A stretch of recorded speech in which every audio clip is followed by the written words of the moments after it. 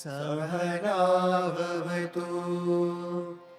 सहनौ भुनक्तु सह वीर्यङ्करवावहै तेजस्विनावधीतमस्तु मा विद्विषावहै।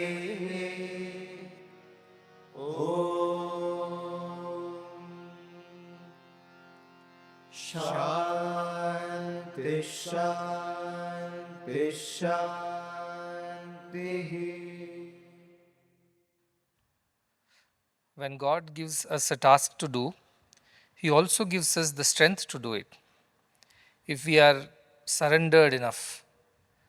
When Sri Rama was to find out where Mother Sita was kept by Ravana, he asked Hanuman of all the people.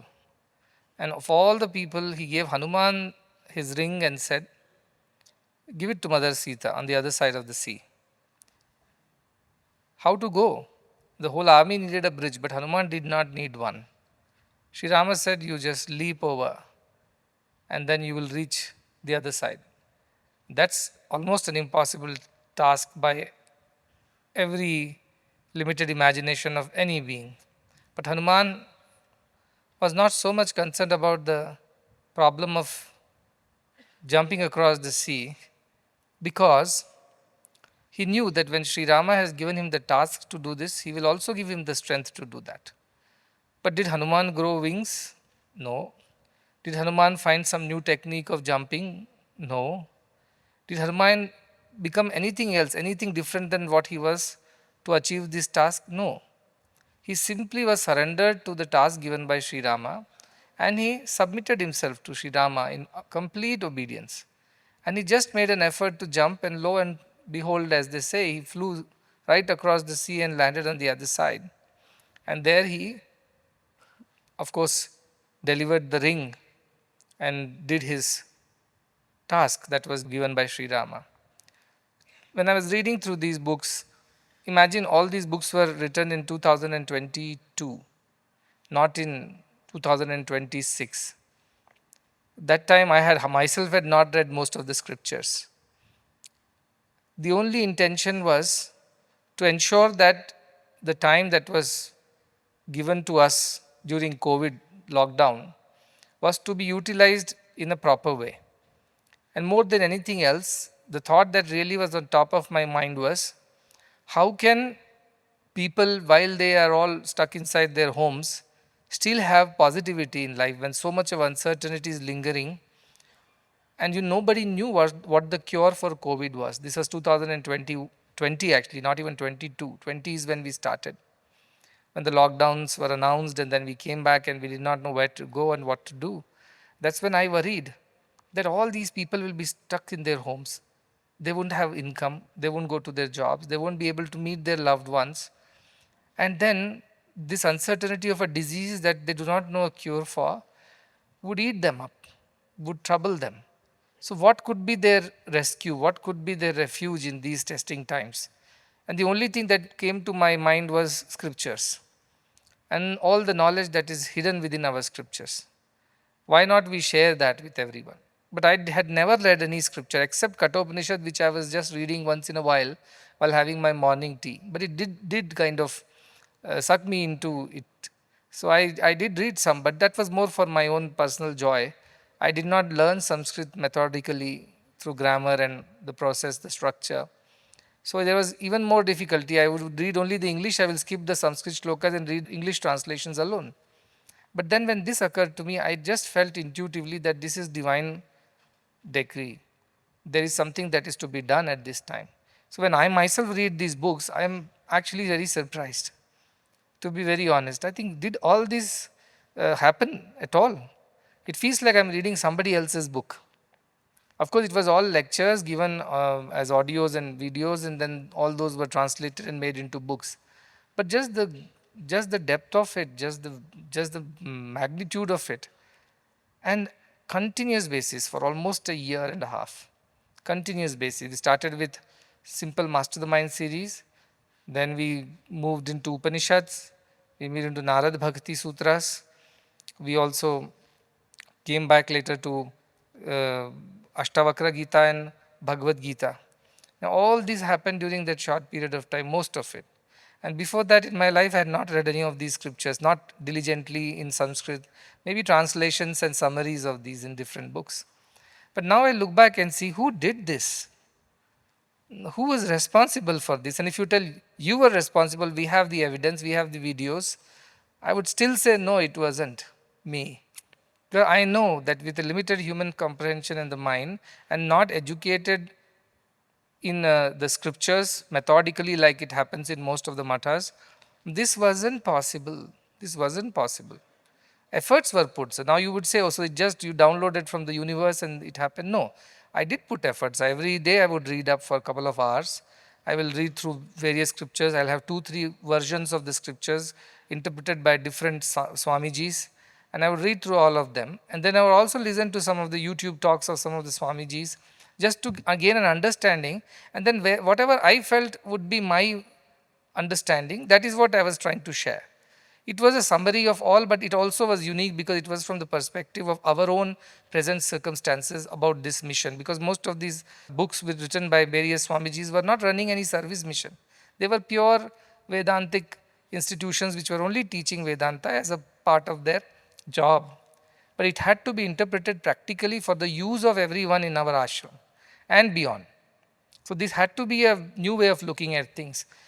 Though there was a lot of effort, every day almost 8 to 9 hours I worked.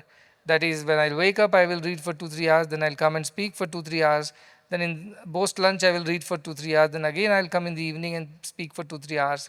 So it was like 8 to 10 hours of daily work and continuously. It's not that you took breaks in between. So it happened all the time, but truly that gave me the strength to deal with the COVID crisis. Because we had lots on our plate, so many people, they're all looking at my face, what's next, and I have no clue. And I'm just as much aware of what's going to happen with COVID as you were. And then we had COVID spread in the ashram too, and then we had to, put all the people in whatever you call that quarantine. And then people were not being able to access these knowledge. Then phones and digital devices were made available, and that was not 2026, that was 2021. So you can imagine all the devices had to be procured, distributed, internet facility had to be increased, and our team, IT and the publications team did a phenomenal job because they had very little time to achieve all this.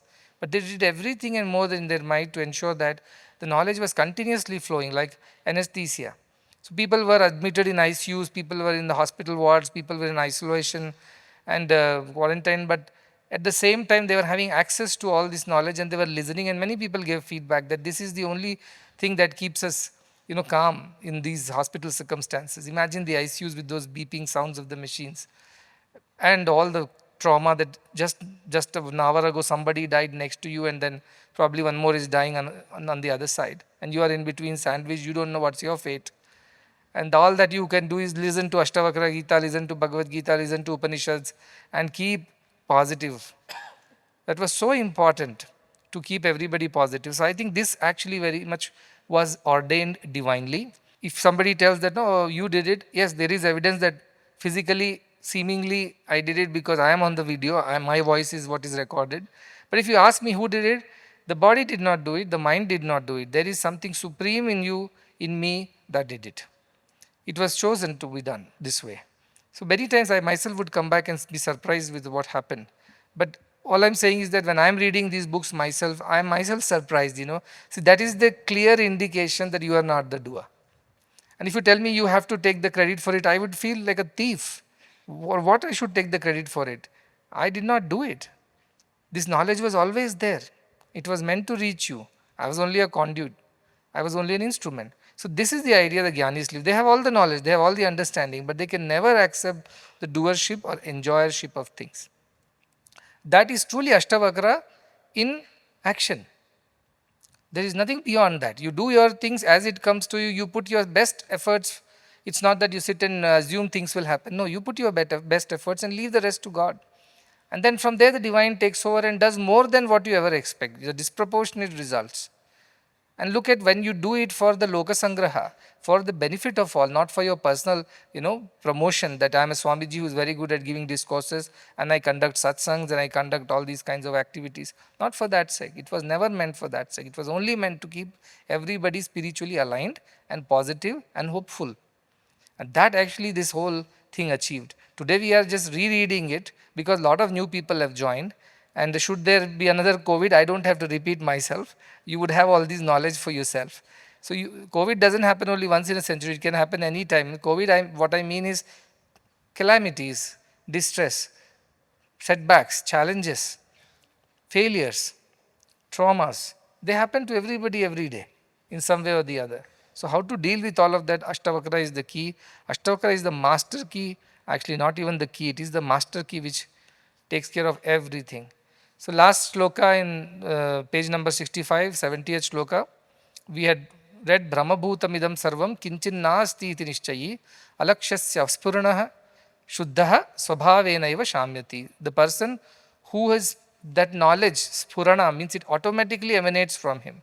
There is no effort made by that person.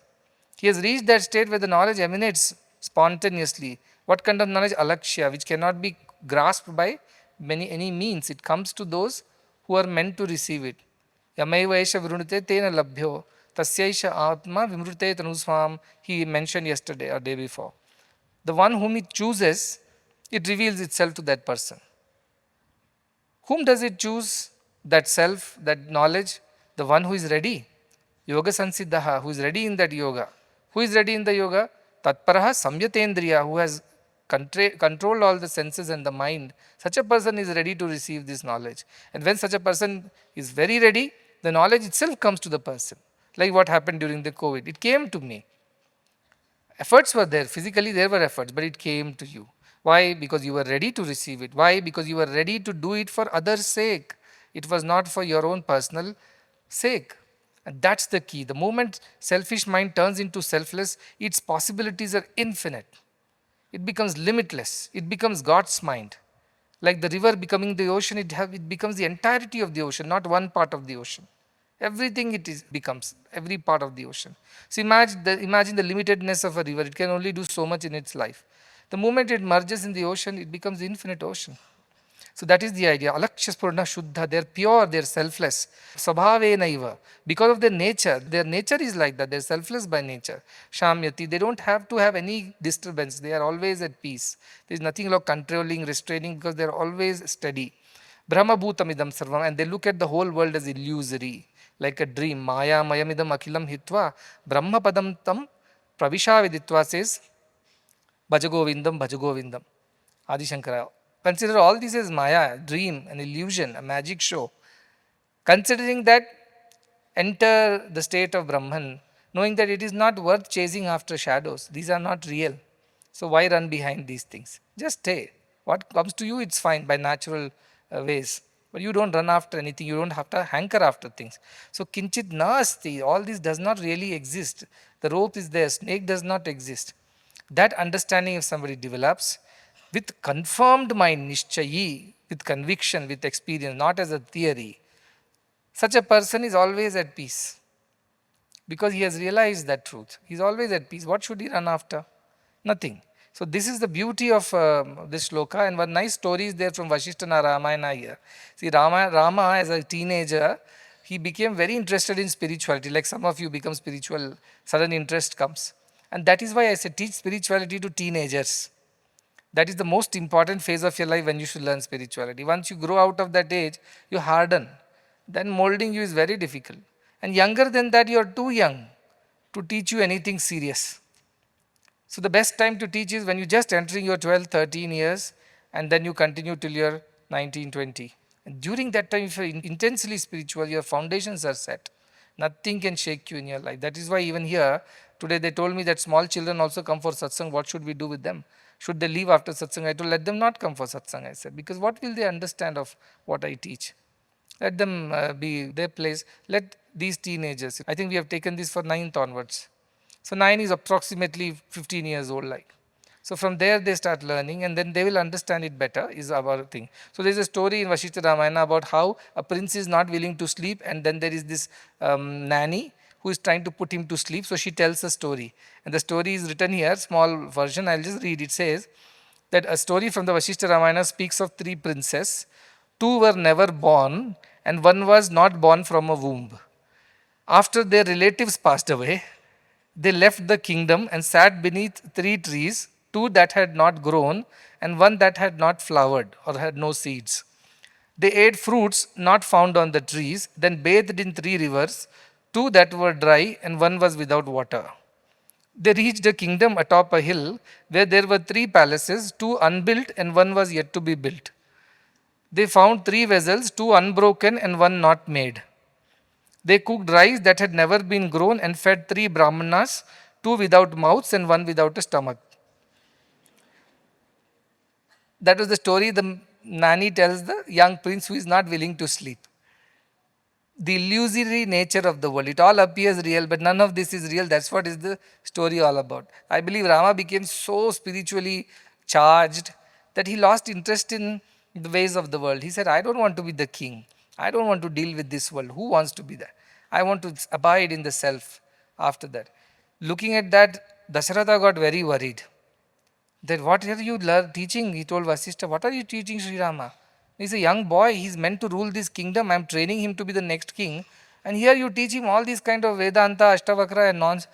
Please stop. Because then he's not going to do all these things.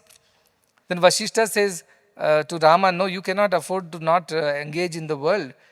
Spiritual knowledge is to be used in the world, not to be for yourself. Then Rama is not willing to listen. He becomes very aloof and withdrawn. Then Vasishtha becomes a small bee, enters his nose and shakes him out of his reverie. Like Ramakrishna needs gulab jamun, right? Like that Vasishtha got as a bee inside Rama's nose and wakes him up. He was a teenager that time. Best age, fertile age for spirituality. But then parents will come running. What is this Swamiji teaching all of you? Kastvam koyam kutamayata kame janani kome tataha. Who are you? Who am I? Who are all these people? Who is father? Who is mother? They'll all get scared. And you people also should know. You don't go and give gyan to your parents unless you have assimilated it. Okay, this theoretical gyan doesn't work. Mother comes and says, who are you? Mother to this body, not to the soul. You don't have to do all this nonsense. First of all, you don't understand anything, right? But I know there are some students in our institution. They go home and give gyan and lectures to their parents. What is this Maya, Mayamidim? What is this running behind? What is it? The next day they want new shoes and new t-shirt. This I have seen. This suddenly reading up some scriptures and believing that you become a Jnānī. Andhe naiva niyamana. You become a Jnānī on your own, self-declared Jnānī. That doesn't work. So you don't have to lecture anybody. In fact, the more jnana you have, the less you will talk. The less you would want to show off that you know all these things. They keep the jnana to themselves. It is said in our scripture, Vedante paramam guhyam purakale prachoditam na prashantaya datavyam na putraya na shishyaya vapunaha. Which means this is a very secretive knowledge. Vedanta is a secret. Today it's there in all books and videos and everything else. That's a different matter. But otherwise, it was not accessible to all. It was given to only few people. Who are those? It is said it was taught in the old times, in ancient times, only to the deserving ones. Who are the deserving ones? Aprashantaya, na aprashantaya datam. It should not be taught to people who are not of peaceful demeanor. Who is not at peace? Who is desirous of world? Who is desirous and greedy and wants this, wants that? He is not at peace. Don't teach such people who are desirous of the world. Then who should not you teach? Aputraya, who is not your own child, your own progeny, because you don't know the person. Where does he come from? What is his background? What are his karmas? What are his samskaras? You don't know anything. Your son, at least you know whether he is useful or useless. The other person's son you cannot declare. So that is why you should not teach to anybody other than your children, it says. Third, if you want to teach another child, he should become your shishya. So shishya can be taught. But who is the shishya? Again, he has to qualify to become a shishya. Not by writing an entrance exam and an interview. They give tapsa, brahmacharya and shraddha. These are the 3 qualities given to a shishya. Pippalada tells this in Prashnopanishad to these 4 boys who come saying, we want to learn Vedanta. He says, first 1 year, just practice tapas, brahmacharya and shraddha. Tapas means sincere penance, austerities. Now, whatever I want to eat, I'll eat. Whatever I want, I will do. Wherever I want, I will go. But I want Brahmagyan. Not possible. Austerities you perform, your yajnas, your homas, and all the other rituals and the disciplines of student life. Then he says, brahmacharya, abstinence. You can't be desirous of the world, of the pleasures and the comforts. Your mind should be focused on that God and your goal. Then Shraddha, you should have developed great faith in our Guru and the scriptures. Without faith, if you come, even if I tell you, nothing will happen. So develop all these, you become like the dry wood. Samitpani was, remember, dry wood. Your mind should become so dry that Guru lights one spark and it catches fire. Wet wood wouldn't catch fire.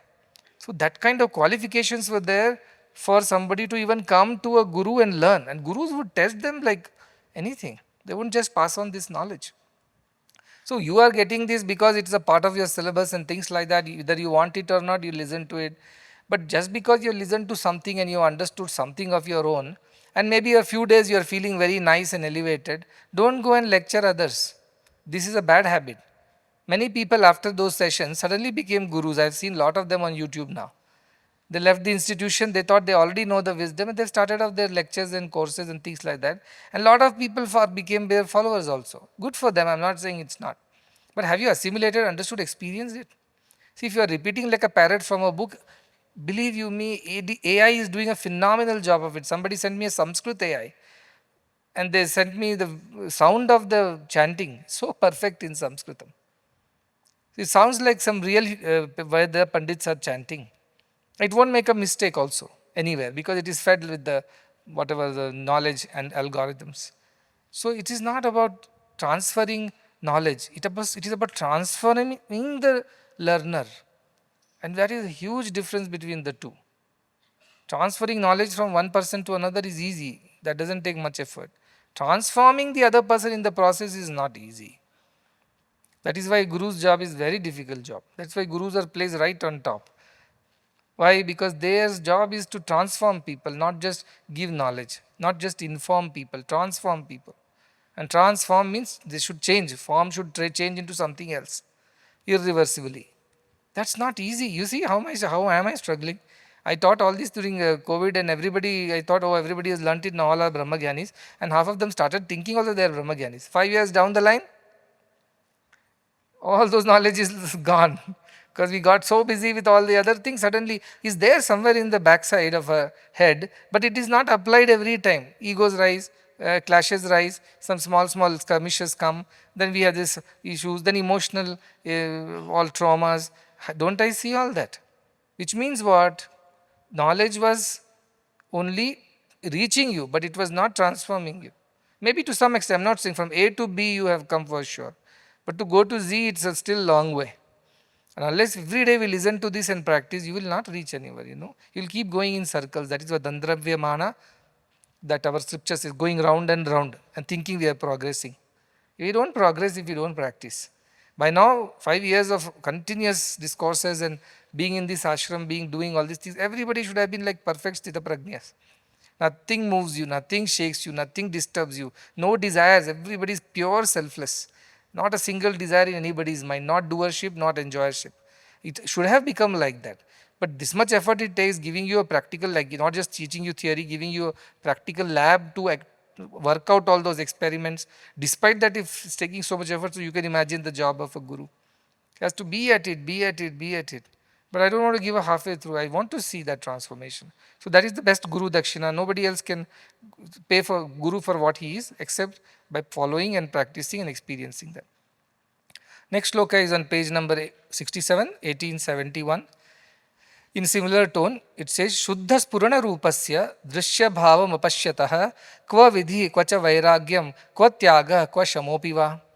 Now to attain the self, what you have to do? You have to have a process. Kva vidhi kvacha vairagyam. You need to have detachment. Some tyaga you have to do. Give up all the worldly ideas, give up the family, give up all kinds of food habits, give up all kinds of other lifestyle things. And then shamopi, develop constraint, restraint, shama, dama and all those things. After you do only, you are able to reach that state. That is true. But once you are in this state, Shuddha Spura Rupasya, where pure effulgence of knowledge comes out of you. You are like self-effulgent in that knowledge. Once you reach that state, Drishya bhavam pashyataha. Whatever you see, you don't see it. Like the worldly attractions and desires, and you don't see it anymore. It doesn't draw your attention, it doesn't attract you. So it's like the objects are there in front of you, everything is there, but you do not see it as if. It's just passing in front of your eyes and nothing happens to you. That is the idea. Who is that? Such a person in whom the knowledge is shining forth. He is pure, Shuddha, Purana. It comes out on its own, self-effulgent. So what happens? All the world does not exist for such a person. You bring anything, put gold in front of him, put mud in front of him, is the same for him. Put a beautiful woman in front of him, try to attract, doesn't matter to him. Put a handsome man in front of her, doesn't matter. Put any position, power, authority, tempt them with any of these things, doesn't matter. See, Buddha was only Siddhartha. He was going through his spiritual austerities to attain the truth. He was distracted by so many things. First, all these damsels and the good things of life, which he had to refuse. Then the demons and the animals and the threats of the evil forces, that also he had to overcome.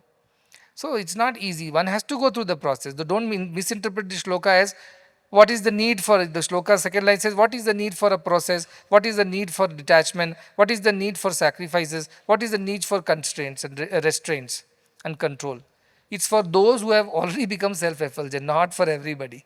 So please don't go and read up saying that Ashtavakra says there is no need for any practice, spiritual practice. There is no need for making any sacrifices. There is no need for any control and restraint, because we are supposed to be Atman. Yes, but do you know that you are Atman? Do you realize it? No. You need still a process of unbecoming. You need a lecture on Ashtavakra. You need some controls and some sacrifices which is going to take you over towards that. So that is the idea of these people. For them, no rules apply. They are beyond rules. Sometimes people tell us also, tell me also. So you are not doing any daily anushtana and all that stuff. I said, I don't know of any anushtana because I am not trained that way. All the other matadipatis, they have anushtanas. Morning 4 o'clock, some of these matas is very, very difficult. They bathe 4 times a day. First thing in the morning is 3:30, their first puja. Second puja is at some 9 o'clock. Third puja is some afternoon 2:33. Evening puja is some 7 o'clock. Again there is last puja at 10 o'clock. I said, if I have to do this many puja, who's going to run the place? I am tasked with different set of responsibilities. I am not the Anushtana Swamiji. So sometimes I feel embarrassed when I go there because they are so ritualistic, everything has to be 1, 2, 3, 4 like that. I don't know any of these processes. I taught myself because now we have a Veda Pathshala and all. I thought I better know what is Achamanam, what is all these other things. Because I had no clue. We were not trained this way. But we were trained in doing service, which again intrigues those Swamijis who do not do service. They say, what is they feel, what is the need, why are you touching money? Money is prohibited in sannyasa. Why are you meeting women? Women is prohibited in sannyasa. All kinds of questions. Where are the Brahmins in your ashram? Why are you dealing with others who are non-Brahmin? All kinds of things. Some people are like that. But I tell them that is not my part. You can say it's an unconventional way of doing things. But we are trying to get the essence right. Rituals are important. I'm not saying otherwise why will we put a Veda Pathshala? Rituals are important. Right people should be taught the right way of doing things. But more than that, the spiritual is important to me. And that does not necessarily need you to be born in a certain way, learning certain rituals. Do it by all means. If you like it, you have inclination towards it, do it. I'm not saying don't do it. But that's not the most important thing. Especially once you have realized you don't need any of these rules. You don't need rules to help you anymore because you are beyond rules. So sometimes these Jñānis behave very erratically, very eccentric. So people will think, oh, what is this nonsense? He doesn't follow himself and he's telling us all to follow. This is the kind of fools think like that. That's why I got this very nice word called fools from Mother Vanadurga. She tells, don't worry, they are fools. Don't advise them, don't argue with them. It has relieved me of all my tensions. Otherwise people, why you have to live like this? Everybody lives in one room apartment. You have a bungalow for yourself. We are all going in public transport. You have a car to yourself. We are all flying economy. You are flying business. What kind of guru, what kind of example you are? They keep torturing me like this with messages every now and then. Some new people join, every now and then. So they look at all these things and they interpret themselves. Why are you wearing silks? You should wear cotton. All kinds of questions. So my whole thing to them is that my mother Vanadurga came and told, don't worry, don't listen to all that. I'm very happy. Now I don't listen to any of those things. Because they don't understand. People, Jñānis are slightly eccentric because they are in different league. See, great scientists, great artists, they're all slightly eccentric. That eccentricity comes from their abandon, that wild, carefree abandon of the world. They are themselves. They are not dependent on the world. They don't have to pretend. They don't have to be nice to people to survive. They are just themselves. Mast Maula is the Hindi word for that. Free and happy within themselves. They don't care a damn, as they say. But then I can't be like that because I also have a public image and all that, so I manage. But that abandon, they live in that abandon. It's very beautiful for them. There was a Swamiji who used to be living in a place called Udugi near Gulbarga, our campus. I believe that at some point in time an Avduta came to that village, very, very known Avduta. So this man became, he used to roam naked, never wore a thing in his life. And the village people had given up on him, saying he's like that, he's a madcap, leave him alone to his devices. But one day he started searching for some cloth to tie around his waist. So everybody was surprised, no, this man doesn't listen to anybody, walks in out without care. And today he is trying to tie a cowpin cloth around his waist. So he collected some rags, tied it around his waist and was waiting. So everybody was surprised how he had bath today, he tied a cowpin cloth, he seems to be behaving finally some sense, they thought. But no, what happened was that big Avduta Swamiji was coming and was planning to stay there a night, halt, before he leaves, or 2 nights. This man became very interested in serving him. So he would go diligently, morning he'll wake up earlier than him, have bath, bring his food, clean his place and serve him for those days. And everybody was surprised. And after the Swamiji left, the Avduta Swamiji left, he removed the cloth and threw it again and became his own self. So everybody was surprised. What is this madcap? Again, we thought he has improved in life, he's gone back to the same old terrible rustic ways. Then somebody approached him and asked him, why did you tie the cloth in front of him while you are roaming naked in front of us? He said, do we feel ashamed in front of animals? First time a human being had come, so I had to behave. You're all animals. Khana, pina, sona, marna. What more should I respect that? Why should I be ashamed? Animals roam naked. I'm not bothered about you people. First time there is a real human being with some sense came into the village, I had to behave myself. So that is the way these Jñānis are. Rules don't apply to them. They're beyond the rules. At the same time, we have only a Jñāni, bharantasya eva dashasta tadrisha eva janate. Only another Jñāni knows the ways of a Jñāni. Nobody else. Next is 1872, page number 70. It goes, Spurto ananta rupena prakritim chana pashyataha kva bandha kva chava mokshaha kva harsha kva vishadata. Similar tone. The one whose ananta rupa, he sees everything is infinite self only. Everything is that self which is now manifesting as so many things around him. And this knowledge, spurataha, it automatically happens to him. That's why when others see ornaments, he sees gold. And he doesn't see any differences. The idea is that such a person, prakritim chana pashyataha, he doesn't see this physical world. He doesn't see means he doesn't appreciate the differences in the physical world. We only go by the physical difference. Who is smart, who is ugly, who is beautiful, who is rich, who is poor, who is tall, who is short. We only are stuck in that. He sees beyond that. He sees everything as the same Atman manifesting as so many forms and names. Ekam rupam bahudha yad karoti. So there is only one which becomes many. That is how he looks at the whole thing. So he is not bothered. He doesn't see the differences. For such a person, kva bandhaha, where is the bondage? Kvacha va moksha, where is the freedom? When he is not bound, what are you freeing him from? Bondage comes when you are attached to something. For him, everything is the same. So how can he get attached to one and not be attached to another? He is same to all. Samadarshinaha. So there is no bondage, no liberation also. Good riddance. Now this liberation has become a huge thing. For liberation, we do all kinds of things. Puja, yagna, yaga, tapas. Nothing needed because he doesn't see the difference. So, kva harshaha. Where is the sense of joy, exhilaration when you achieve something, even samadhi? Doesn't appeal to him. And kva vishadata. Where is the sorrow for such a person? No duality exists because he sees only one. Ekatvam anupashyataha. Tasya komoha kashokaha. Ishavasya says. For such a person, where is moha, where is shoka, where is attachment, where is sorrow? Who? Ekatvam anupashyataha. The one who sees only one and not two. For such a person, only one. Imagine a room full of mirrors, that is the story, right? A dog goes into the mirror and what does it do? It barks, barks and barks and barks till almost kills himself barking. But he thinks so many dogs are barking at it. So barks, barks, barks, barks. But a man goes inside the room of mirrors, smiles. Oh, all this is me. All this is me. There's a ghazal, I don't know who wrote this, but I remember line, it says, किसको कैसे पत्थर मारें, कौन पराया है, शीश महल में हर एक चेहरा अपना लगता है. In this mirror room of mirrors, in this palace of mirrors, whom should I throw stone at? Which mirror? Because everything looks like me. Everybody seems like me. That is the truth. That is how the vision of the Jnānī is. They look at the whole world as a palace of mirrors. They see their reflection in everything and everyone. So how can they hate anybody? How can they get excited? How can they become sad? None of these things appeal to the Jnānī. Look at that vision and that freedom that comes with the vision. We are swinging, one day happy, one day sad, one day excited, one day depressed, one day trying to getting attached, one day trying to detach from what we have got attached to. It goes on and on and on, relentless, endless, in a loop. The only way out of it is develop that equal vision. How do you develop that equal vision? Become a Jnānī, in whom that vision, that knowledge happens. Who becomes a Jnānī? Whom the Jnana chooses to reveal.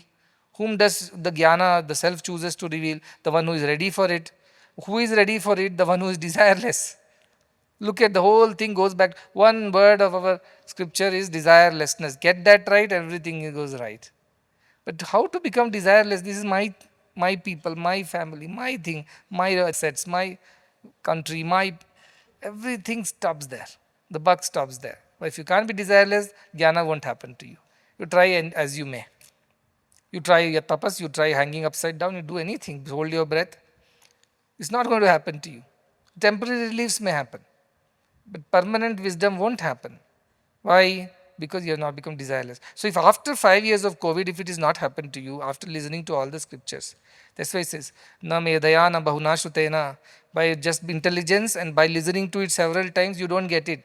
Ya mai vesha vrunate, the one who it chooses to reveal itself to such a person only, this Atman gets to be known. But who is this person?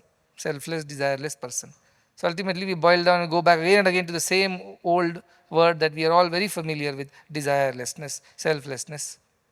So this is what these people are. Because they are selfless, they don't see differences. So there is no bondage, no liberation, no happiness, no sorrow. They are always in a steady state of mind. Right? But if they are engaging in the world, obviously some fluctuations happen, but very quickly it settles. Those are like waves on the surface. Deep inside, they are very peaceful, they are calm, they are very composed. So that is the idea of these Jñānīs. So think of it. Next sloka is 73, page number 72. It says, Buddhi paryanta samsare maya matram vivartate nirmamo nirahankaro nishkamah shobhate buddhaha. Quality of the same Jnānī. It says, Buddhi paryanta samsare. How long is this sansara existing for such a person? Buddhi paryanta. Till his mind is there, samsara is there. Or once he develops the right buddhi, right intelligence, the samsara also does not have any effect on him. It becomes limited. Paryanta means limited. To an extent only. The samsara exists for him to an extent only. Okay, he's hungry, he'll eat something. He's cold, he'll wear something. He has to live, he'll have a roof over his head. He will have a work to do and things like that. Basics. He lives in the world, but only in a limited way. Till when? Till his mind is there to engage. When he draws the mind, that also does not exist. So what happens? Because maya matram, he knows all this illusion. Why engage with this world unnecessarily? That's why I said, don't talk unnecessarily. Don't meet people unnecessarily. Don't do things unnecessarily. If it is not leading you to your wisdom and leading you to freedom, don't engage with it. Do I buy this new thing? Is it going to lead you to freedom? Are you going to be attached to it? Yes, I will be attached to it. Then don't do this. You can have it, but you cannot be attached to it. That is buddhi paryanta samsare. His intelligence, he discriminates, and his samsara gets limited to only so much, which is absolute bare necessity. Beyond that, he is not interested. Flood his cupboards with clothes, he will still pick up one of them and he won't bother. Give him as much gold and thing, he will keep it aside because he is not interested in it. For him, the same basics are enough. Basics are enough. That is how they live. So, samsara has limited influence on such a person. It has its limitations because he sees everything as maya and doesn't run behind anything. Then what happens? How is his nature? Nirmamo, he is detached. Mamata is not there. The attachment is not there. Nirahankara, no ego. Because he doesn't think he is the doer, he is the enjoyer, he is the amasser, he is the accumulator, he is the achiever. None of these occurs to him. When does ego come to us? When we have a little achievement and little accumulation. One extra nice pen. Then you want to put it on the pocket, broaden your chest and strut around. So everybody sees. Bhagavan used to tell a story of an old woman in Puttaparthi. She bought gold, kangan, what you call bangles. And then she wanted everybody to see that her bangles are new. But nobody was looking at her. She was very depressed. I bought new bangles and nobody sees. The same depression, Instagram likes and all that. Nobody likes your Instagram reel, you are in depression. So she was going around like this, like nobody was seeing. Then what she do? She wanted the attention, so she burnt her own hut. When she burnt the hut, everybody came running. What's going on? Are you okay? She was outside. And then she started dangling her bangles to show that, oh, my hut is getting burnt. Whole village gathered to see the burning hut, but she was trying to show off her bangles. A little possession leads to so much ego. Like the Kamandalu of the Swamiji, the story. Imagine when you have these possessions which you have earned it by all efforts and your knowledge and your skills and talent, how much more ego is that? If somebody gives you, at least ego is less. That's why Bhiksha Vritti, that's why sannyasis would beg and eat. Because if they earned it and eaten it, there will be ego. If they had paid for it, there will be ego. But if you got it, just accept it. That is why they were not allowed to cook for themselves or hold anything with them. No pockets, nothing. Because they're not supposed to like that. That was the idea of sannyasa. So these people are not sannyasis who have given up everything, don't have pockets. No, they are mentally totally detached. They might be the richest billionaire, trillionaires on earth. Janaka was super rich. But no interest in any of these richness. It is there. It is there, but they are not interested. Many people I meet, sometimes they are so good, they are wealthy people, but their lifestyle is so simple. But sometimes that is also deceptive, because sometimes they want to show off that they are very simple people. But inside they have lots. Touch their wealth and they will jump on you. So like that there are people of all kinds, but these people are truly, sincerely unattached, no ego, nishkamaha, no desire, back to the same one word. No desire. And shobhate buddha. Buddha means Jñānī. And shobhate means they are effulgent, they are fulfilled. Shobha means beauty. Their grandeur. So their grandeur comes not from all these external attachments, but simply by being who they are. They're effulgent, they're glowing, they're happy, they're joyful, not because of the possessions, because they are who they are.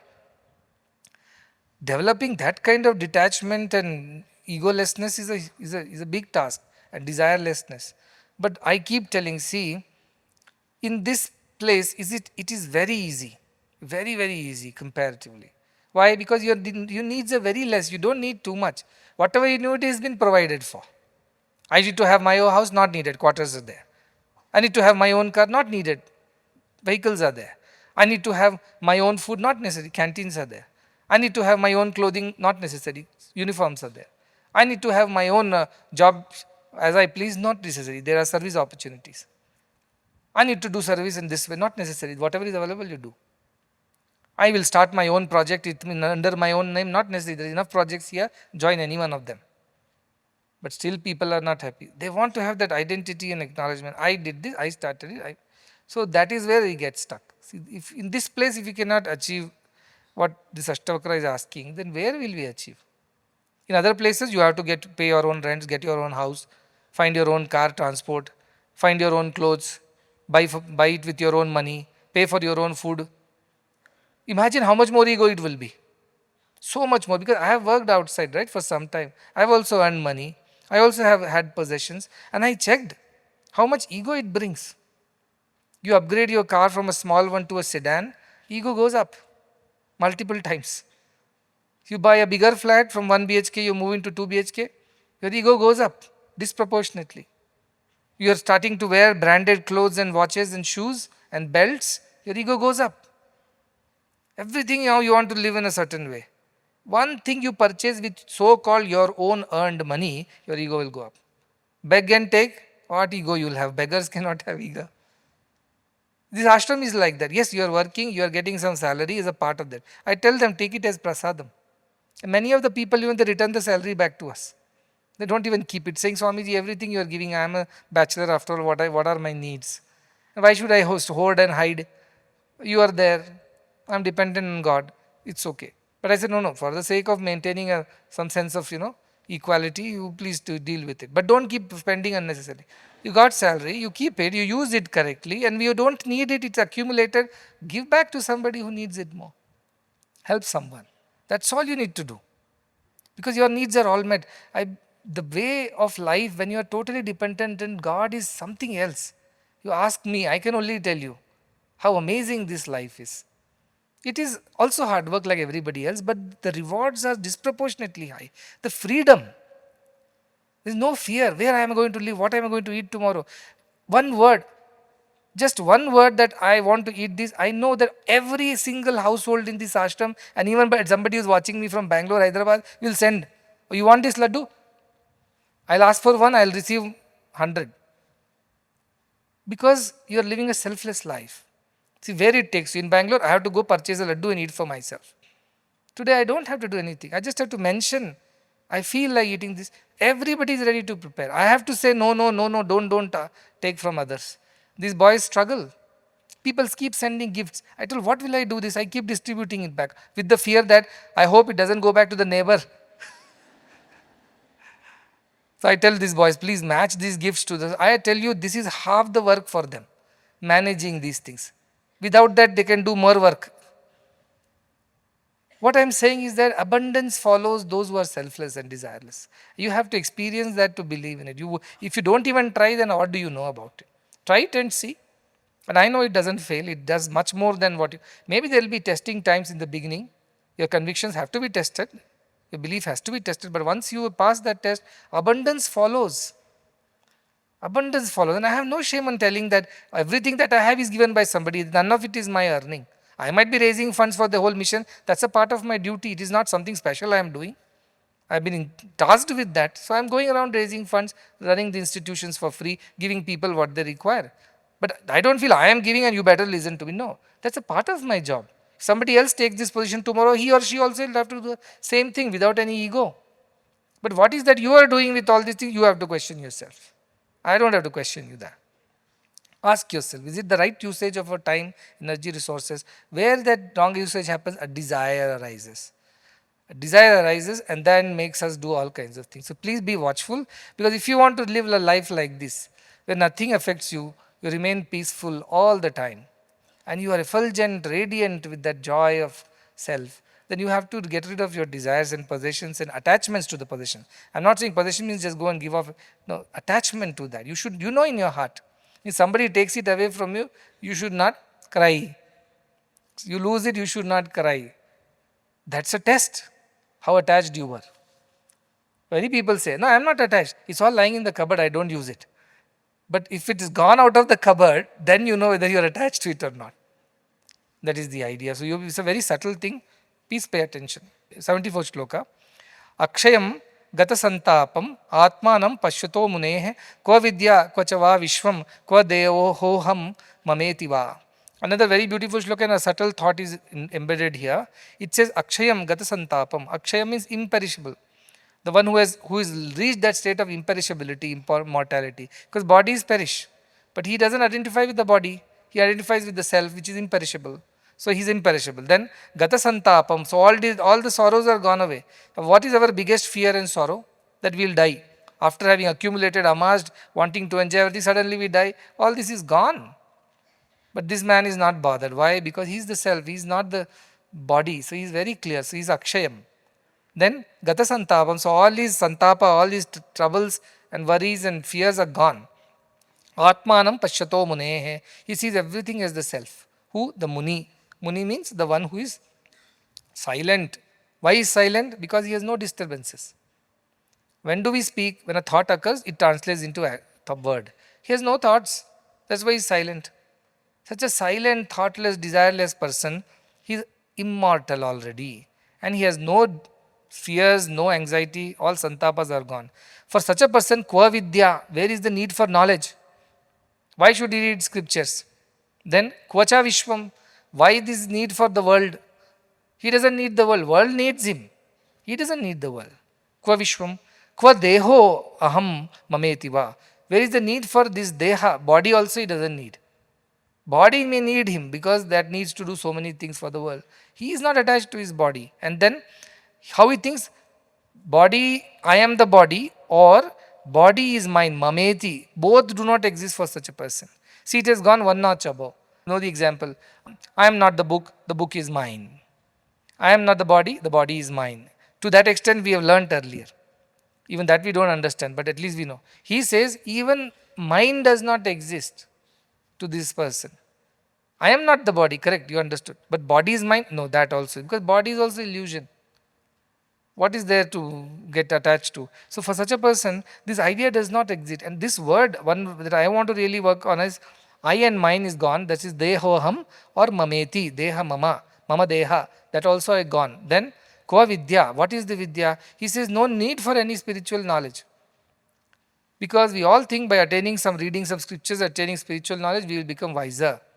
But such a person who has become desireless, for such a person there is no need for all these things. That's why Kabir Das ji puts, no, poti padi padi jag muha, pandit bhaya na koe. Dhai aakar prema ka padhe so pandit hoye. The one has read books and books and books and not attained any wisdom. Only information loaded, overloaded. Duh. But the one who has attained love, desireless love, doesn't need anything. He is Pandit, he is the Jnānī, he is the wise person. So that is the idea. Our scriptures have two kinds of Vidya, Vidya and Avidya, right? We say Avidya means all worldly things. Do rituals, you will attain heaven. Do that homa, you will attain these results. So people keep doing rituals, homa, everything for the sake of that. They are very knowledgeable people. They remember all the mantras, shlokas, the ritual, the process. They have never forgotten any of this. But does it lead them to self? No. Maybe it leads them to heaven and higher lokas or whatever else the palashrutis of those things are. That is called avidya in our scriptures, right? What is vidya? Vidya is read Advaita. Forget a bhakti, forget karma. Read Advaita and you will attain. He says that also is a foolishness. In fact, Ishavasya Upanishad has a shloka which says there are two paths, avidya and vidya. People of avidya go to dark places. It means they are ignorant people. But people who think, I know Atma Gyan, Advaita is better than bhakti, they are going to darker places, it said. It is worser place because they are going with this foolish arrogance and ignorance that this is the way to God. The way to God is not outside, that is the whole thing. Way to God is inside. And to go inside, you don't need rituals. But why do we do rituals still? To bring concentration of mind, to turn it inward slowly. Because it's always running outside and things like that. But those who do all kinds of rituals, this Bali, Tantrics, all this stuff, thinking through that they'll attain God. Maybe there is a path. But there is an easier path, which is simply be desireless. You desire for moksha, you drop it, then and there you become God. Drop all desires is the whole idea. The moment you drop desire, then and there, atamartyo amruto bhavati, atra brahma samushnate says, Katopanishad, concluding shlokas it says, Yada sarve pramuchyante kama yasirdishita, atamartyo amruto bhavati, atra brahma samushnate. Such a person becomes immortal and Brahman, then and there, who has finished with all his desires. Not that fulfilled all the desires, no. There is no desires left in him.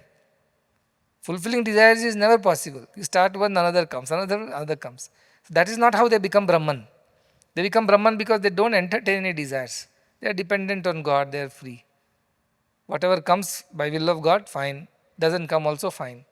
कोई दिन हाथी तो कोई दिन घोड़ा कोई दिन पैदल चलना जी करना फकीरी तो क्या दिलगिरी सदा मगन में रहना जी Meera. Maybe let me be always happy when I have decided to be a monk or I have decided to be the person of God. One day I will ride an elephant, another day a horse, third day I have to walk barefoot. So be it. That is the idea of these people. 1875, page number 77, which says, Nirodhadini karmani jahati jadadhira yadi manorathan palapanscha kartuma apnoti takshanad. This is dedicated to all the fools. This shloka specifically. Because what happened, the previous shloka says, where is the need of sacrifice? Where is the need of ritual? Where is the need of discipline? Where is the need of restraint? These people are free as they are. So fools will think, oh, so I also need to do all these things. He doesn't do any anushtana, I also don't need to do anushtana. He doesn't, like Shankaracharya was going once and he was so very thirsty. So he asked, he was passing by a village wine shop. So he asked for something to drink. They gave him the wine. He drank it without realizing and then kept on walking.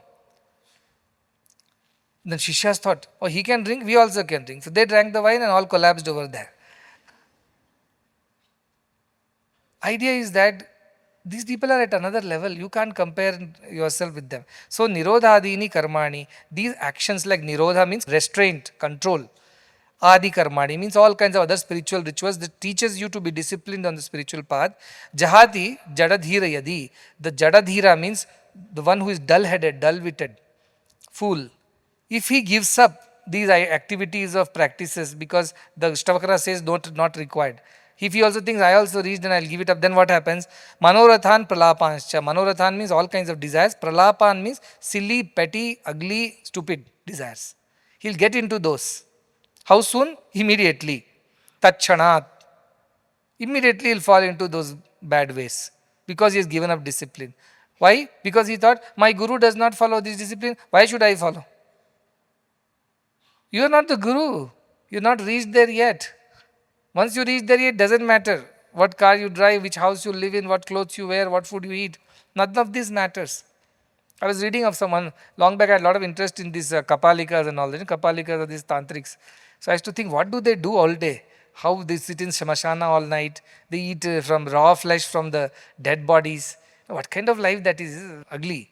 But they live like that. So there is a story in which one kapalika is there.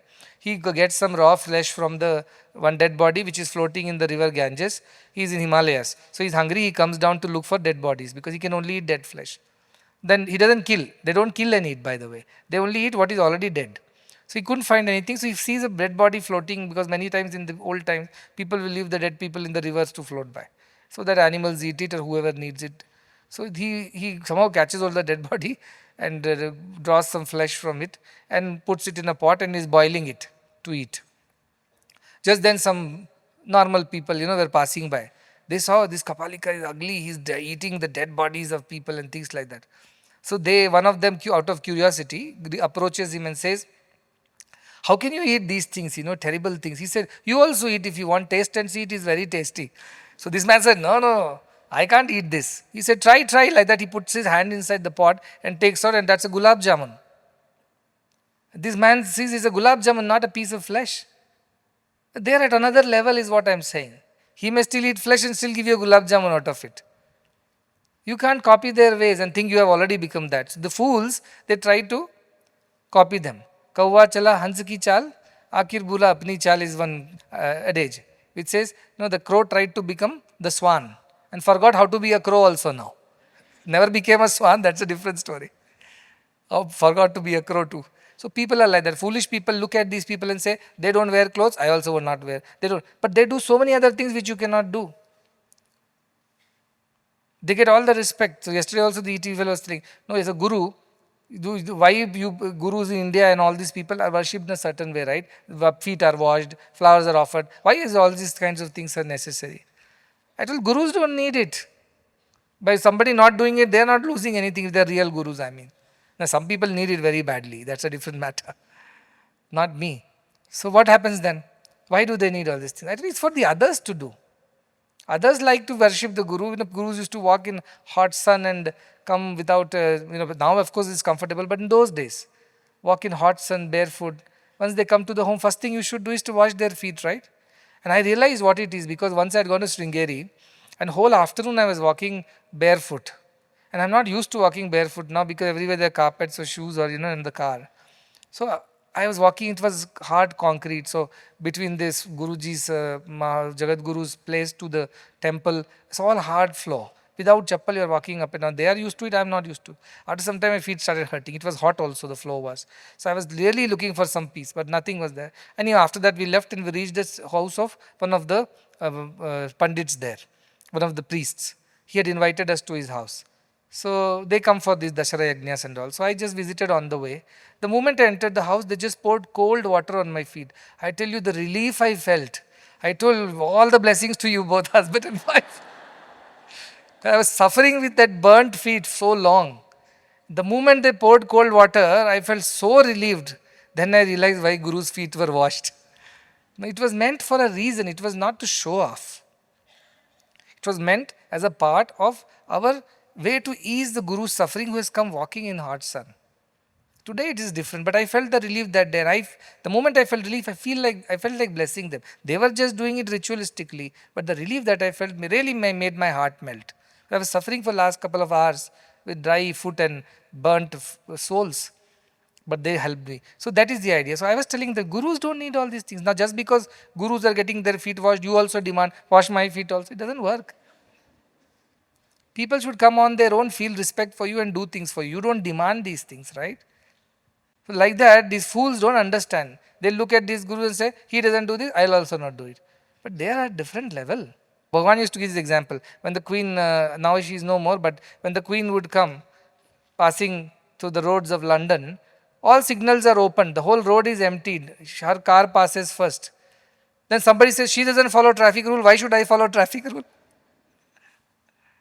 That rule does not apply to the queen. You are not the queen. She is also citizen, first citizen, I understand, but she is the queen. You are an ordinary person. You have not yet become the queen. So for rules apply on you. So these people, sometimes they look at these other Jñānīs and say, no rules apply to me, and they give up rules. What happens next moment? They fall into silly, petty desires and cause their ruin. And how soon they fall into it? The moment they give up the discipline, they fall into it. It's not after 10 days they will slowly degrade and slowly slide into it. No, they'll immediately fall into those bad ways. Why? Because they've given up the discipline.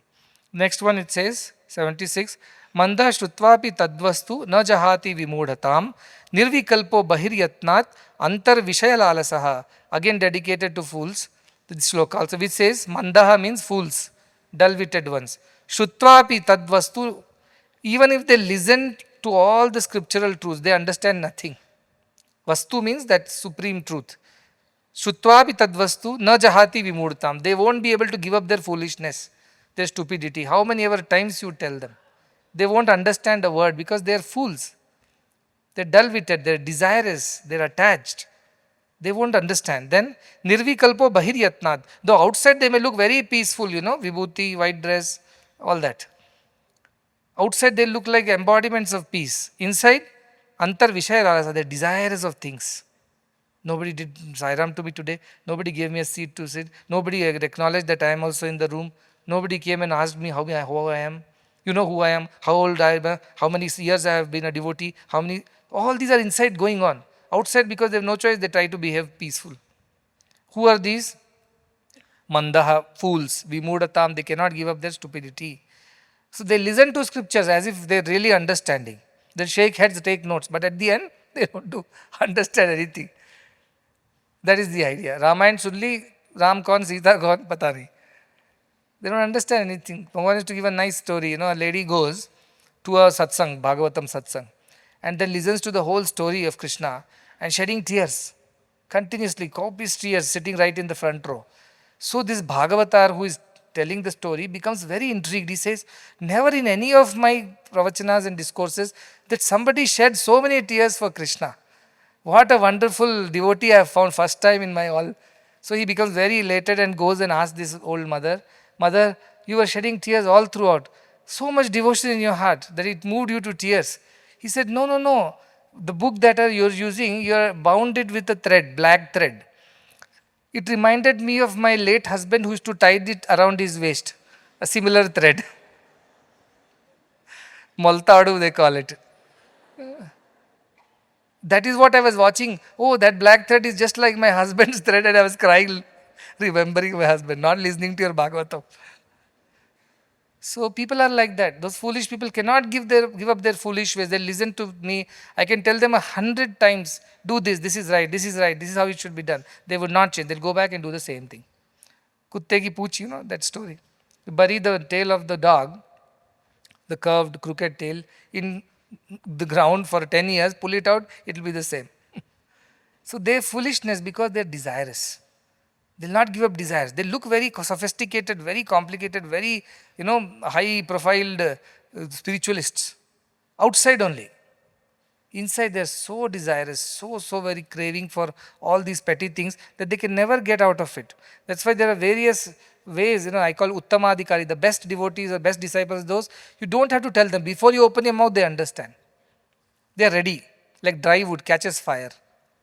Next, Madhyamadhikari, who are average students, like in any class also you have. You explain to them, they'll put some effort, they'll understand. Then Adhamadhikari, whatever you tell them, they don't understand. Repeat and repeat and re-repeat, doesn't matter. Nothing will go inside. They're like the upside down pots. Nothing goes inside. Then I have added, these are three, Shankaracharya says, I have one more category of disciples, which Shankaracharya did not have. I call Adhamadhamadhikari. Then the fourth category, Varsar. Whatever you tell, they understand it ulta. First is, does not need explanation, understands it. Second, needs some expert, understands. Third one, whatever you do, doesn't understand. Fourth, whatever you tell, understands is the other way. Adhamadhamadhikaris are also there. They'll totally understand it the other way. So people are like that. What can you do about them? All kinds of people exist. So the guru is very happy, he gets the best student. Any teacher is very happy, gets a sincere, best student. One word, he understands. Because he's ready. He's desirous of wisdom, not desirous of the world. So that is the idea, that outside we may appear to be spiritual and desireless, but inside we are. So Bhagavad Gita has a beautiful shloka which says that Vishaya vinirvatante niraharasya dehinaha rasopi rasavarjam cha param drishtva nivartate. When your desires do go away, it's mentioned in the next place somewhere. But what it says, fools, what they do, they try to withdraw themselves from the external stimuluses by starving themselves. Like you are craving for a food. What is the way to get over that craving? Stop eating. That is their methods. But that is only temporary. The desire for eating is still there in you. Maybe today you will temporarily, stop yourself from eating. But have you gotten over the desire for it? No. So when does the desire get over? Rasopi rasavarjasya param drishtva nivartate. When you realize the self only, all the desires are uprooted. From the root they go away. But till you realize the self, desires remain. Now you will say, what comes first? Desirelessness comes first or realization comes first? Whichever way you start, you will reach the same place. Like you draw this curtain, both the curtains move together. Desirelessness, realization of the self. The more desireless you are, the closer to self you become. The closer to self you are, the more desirous you become. It's like self-perpetuating, self-fulfilling. It will help. Put efforts to be desireless, your purity increases. Your realization of the self becomes stronger. And when your realization of self becomes stronger, you are able to become more desireless. So this is the process. This is the process. So do that is what this shloka is telling. Acting from the outside is very easy. That's why I am not at all for changing your garments and looks and things like that. Not necessary at all. Not necessary. That doesn't lead you. In fact, that will lead you to some kind of ego that I have done all these things.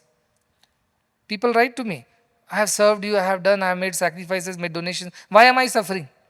As if all this was done as a prepayment plan towards reduction and removal of sufferings. No, it was not to. You will go through your karma. I told I am not going to do anything with your karma except give you the strength to go through it. That's all I can teach you. No, but you cancelled somebody's cancer. What about my cancer? I said that cancer was cancelled not because of my wish. It was divinely ordained. Some good karma was there that helped the person. The person's faith and his old good karmas, everything comes together. No, so you don't have that power to cancel now. I tell I never had a power before, I don't have power now also. I am only doing what divine inspires me to do or say. If the divine inspires that the person's problem should be solved, a word comes out of my mouth, it fulfills itself. Because the divine has spoken. And if it's not coming out of my mouth, you want to somehow extract it from me, a blessing or a promise, it won't come out. And even if I namesake, I tell you, okay, everything be all right, it won't be all right. Because it's not coming from the heart, you see. Michael Jackson, I have to feel it. I don't feel it, I cannot say it. I cannot sing it. That's how it is. But sometimes people pester me. One mail I don't reply, they'll send another one. That I block, they'll send me from a new email ID. It goes on. They think, that Bhagavan shloka is there. No, ask till you get it. So they keep bothering me. Then I reply, see, there's no point in knocking on my door, wrong door. You set your karma, learn to accept it, then God will make it easy for you. Maybe you will still go through that, but you will not feel it. You will not suffer it. That gurus can do. And yes, once in a while miracles can happen. But you know what? All the devotees have got spoiled in a way Because here miracles were so commonplace, especially the whole thing around Puttaparthi is about miracles. He's a miracle man, he'll solve your problems, he did that, not did that, doesn't matter. But the stories go around. And now everybody goes with the same expectation and desire. So there is no, all the arthis come to gods and gurus to solve their problem. I understand that is important. But what I am looking for is real Jñānis. Okay, some problem is there, we will solve. Not there, we will tell you how to deal with it. But beyond that, seek the higher things. Right? Problems were always there. Sri Rama had problem, Krishna had problem, Jesus had problem, Buddha had problem. Everybody, all great ones had problem. They didn't go and ask, solve my problem, then I will start on the spiritual path. They started on the spiritual path and slowly realized that their problems are no more a problem. They have grown out of it. They have become more capable of handling them. So those problems don't feel like problems anymore. That is how you evolve spiritually. The next shloka is 77 on page number 80. It says, Jnānāt galita karmayo loka drishtyapi karmakrit na apnoti avasaram kartum vaktumeva cha kinchana. Very nice shloka. It says, Jnānāt galita karmayo. Those whose karmas have melted away, just now I told, we have our karmas that we have done in the past, we are doing now, and whatever we are doing now will also yield results in the future. 3 types of karma. Sanchita karma, prarabdha and agami they say. Sanchita which are there, we have done already, yet to bear fruits. Prarabdha, what we have done in the past, now we are experiencing the results. And agami, what we are going to do in the future. 3 karmas are there. These people's karmas are all gone. They are not affected by this. So due to the knowledge of the self, Jnānāt, because of the knowledge of the self, as if all their karmas have melted away, still they act in the world. This is the beauty.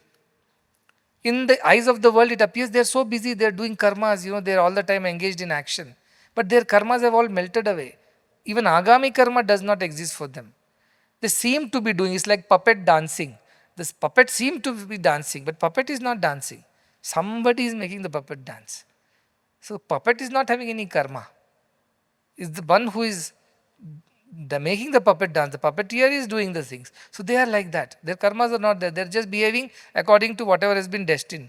So they loka drishtya, but people of the world look at them and say, oh, he is so busy. He tells everybody to reduce work, do this, do that. He himself is so busy. That is because they are not doing it. So they can afford to be. Then na apnoti avasaram. For them, such an opportunity never arises. What opportunity? Kartum vaktum evana kinchana. They have to speak about that we are doing, or they have to tell that I have done it. Such thing doesn't occur to these people. They are very busy, but they will never tell I did it. They will never say, they will never talk about it. Because they never believe deep inside, they know it is the divine which is doing everything.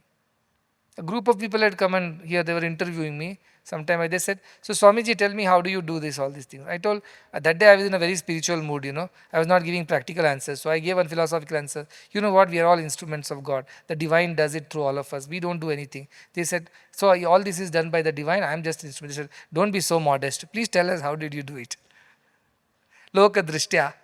In the eyes of the world, you were the doer. All recordings say you spoke all these words 5 years ago. I am saying I didn't speak, I don't believe it. Yes, the body spoke. I didn't speak. I means my mind or my jivatma was not involved. Some Paramatma was working through us. That understanding is so clear in the minds of these Jñānis. Therefore, they will never take blame or praise for anything. We want praise, we don't want blame. But it doesn't work like that. It comes like the 2 sides of the coin. One day praise, one other day blame. Yeah, praise excites us. But blame will also come along with it. You can't run away from that. But we want only praise, we don't want blame. That is not possible. How do Jñānis live? I don't want praise, I don't want blame. Both I don't want. Why should I take both? It's done by somebody. That understanding. See, hospitals are there, surgeons are there. Every time they do a surgery. And if they think it's because of them, if it succeeds, they'll be elated. If it doesn't, they go into depressions. That's why most of these doctors, surgeons, are not here, but outside they're drunkards. Many doctors or surgeons that I know of, they will not enter the theater before drinking. It's not allowed. It's against the law. But they have got used to it just to overcome that anxiety, that what if it fails? They go through all these kind of nonsense. But if you are not the doer, you are simply an instrument, these ideas don't occur to you. Oh, I did all wrong, everything went bad. Oh, I did all right, everything went so well. That doesn't occur to them. It just, as it comes, like a puppet, they are dancing to the tunes of the divine. So they never have this opportunity also. Na apnoti avasaram. They don't even get an opportunity to say, yes, I did it, praise me. Yes, I did it, blame me. They won't say. Many people say leaders are those who, when something goes wrong, go right, some things go right, they praise the team. When some things go wrong, they take the blame. At worldly level, they do all these things. But deep inside, neither they take the praise nor the blame. That is how they work. But for the sake of showing a good example to those who are still on the other side of the line, they do the right behavior. That is very important. Yajyada charati shreshtaha tattateve torojanaha sayat pramanam kurute lokastadanuvarpattate, says Bhagavad Gita. As the noble ones conduct themselves, the ordinary ones follow them. For their sake, they act in the world. Otherwise, deep inside, they are untouched by all these things. Nor they will ever say it with their own mouth that I did it. Whether it is good or bad. Both ways they don't accept. That is the idea of this Jnānī. Imagine we who are karmajivis, who have to work every day in this world, and good and bad results are bound to come from those works. Every day either we are sad or happy, angry or frustrated or elated and excited. How long? How long are we going to swing like pendulums, helplessly? How long? Someday we have to stop this nonsense, right? Someday we have to break this cycle. This is when you break the cycle. When you truly become a Jnānī, all your karmas, doerships have disappeared, dissolved. And whatever you do is no more attributed to you. That karma does not attribute to you because it's done by the divine. Next sloka 78, page number 81. Kva tamah kva prakasho va hanam kva chakra kinchana nirvikarasya dhirasya niratankasya sarvada. The one who is nirvikara, who has no disturbances within. Why he has no desires? Dhira, he is a discriminating one. He can clearly see what is ego and what is not. Niratanka, he is fearless, anxiety free. Why? Because he is not doing a doer. Why should I worry? If something falls on your foot, you will cry with pain. If something falls on your neighbor's foot, you don't feel the pain, right? Likewise, they don't feel any fear and anxiety in whatever they are doing because they are not the doers. So what happens for such a people? Kvat tamaha, where is the darkness of ignorance? Kva prakashaha, where is the effulgence of knowledge? Vahanam kwa, where is the loss to them? Chana kinchana, or anything else for them. Nothing exists. Means no loss, no gain. Oh, all this mission is running very well. So many people are getting benefited. Very good. God's will, all are benefiting. God's grace, God's love. Then what are you doing here? I'm just instrumenting God's will. Something went wrong, something went wrong. These students didn't behave that way. God's will. What are you doing here? I'm just instrumenting. So what is your next step? Whatever is God decides, discipline them, correct them, show them the way. Beyond that, we don't get involved. That is what he's saying. But while you are involved, while you are executing that God's will, obviously you will also go through it. I said, no, hot water passes through the pipe will make the pipe hot. Cold water passing through the pipe will make the pipe cold. But how long? Only till the water passes. Once the water has passed through the pipe becomes normal. Likewise, this Jnānī's mind also will apparently, they say loka drishtya, in the eyes of the worldly people, they also seem to be people who are like them. But these fools cannot understand their ways. And they immediately go back to their original self. They have no hatred for anybody, they have no enmity. They have love only at the end, they have compassion only. So that is how it works for them. Recently, some children were misbehaving. So I got very upset because they were on a senior class. In junior class, I don't care. They are learning, they still have a long rope. But old classes don't behave, I get very upset, saying that you are already mature, you are 18, 19 years old, you don't know how to behave 7, 8 years. So I got very upset. I told suspend all of them. All were suspended. But only for a few days. I wrote back to all of them, saying, okay, now if you have learnt your lessons and if you want to join, please come and join, because they had to write their exams, board exams and all that. I didn't want to disturb them beyond. They came, wrote the board exams as was said, but none of them, means all of them, only 2-3 of them turned up and saying, okay, we will join back. The rest did not join. Why they did not join? Their egos were hurt, or they are angry with me, or they were upset. But am I upset? Some of them have joined. Anywhere, they write to me, I bless them, saying, good, wherever you are, please do well. Whatever you have learned from here, practice it. That's good enough for me. So no expectations. At the end of it, no. But during those times, was I upset? Of course I was upset. Hot water was passing through the pipe. Real hot. But after that, normal. That is how Jnanis can live. They will go through the motions of the world because that is how, because they have decided to be an instrument. They are part of the process. But at the end, they are free. In the final analysis, there is no karma attributed to them. Apparently, in the eyes of the world, they are acting, so they should also suffer the consequences. No, they are not acting from the point of view that I am the doer. They are really only acting actually. That is how it should be. So for them, this effulgence, this darkness, this bondage and freedom and loss and gains do not exist. So I lost those 10 students? No. Did I gain new set of students? No. They're doing what they're doing. Their destiny is taking them wherever it needs to take. As long as it was with me, it was with me, that's all. So this is how Jñānis will think. So many devotees come, so many devotees leave. They get, either bored or upset, or they don't get the whatever they came with their expectations. So what next? All right, I say. Now, just now Narasimurthy was saying yesterday, these people are discussing something downstairs. I heard Shivu and Narasimurthy discussing. I asked, what were you discussing? He said, you are discussing, so many devotees used to come earlier, now they don't come. Then they themselves concluded, their destiny. It happens like that. I said, correct. Their karmas are there, they bring them here. If they understand all the essence of what we are doing, they will not have any problem. But sometimes their minds and our minds don't match. From the worldly point of view, they feel we are at fault, or we do things not the right way. It is their problem. What can we do about it? Leave it. That's what I told. So these people still do what is right because this is what they have learnt. We'll take two more shlokas. 79, 84th page, which says, Kva dhairyam, kva vivekitvam, kva niratankatapi va, anirvachya svabhavasya, nisvabhavasya yoginaha. He says, Kva dhairyam, what is the need for them to be courageous? Oh, be courageous, problems are coming, challenges are coming, have courage. No, they're not bothered. They're already courageous. Kva dhairyam, kva vivekatvam, have discrimination, think properly, discriminate. They're spontaneous. For them, discrimination is natural. For them, courage is natural. Then, kva niratankata, where is the need for them to try? Don't get anxious, don't worry, don't fear. You don't have to tell them because they don't understand these words anymore. They've gone beyond it. People ask, how do you get courage to do all these things? Don't get scared.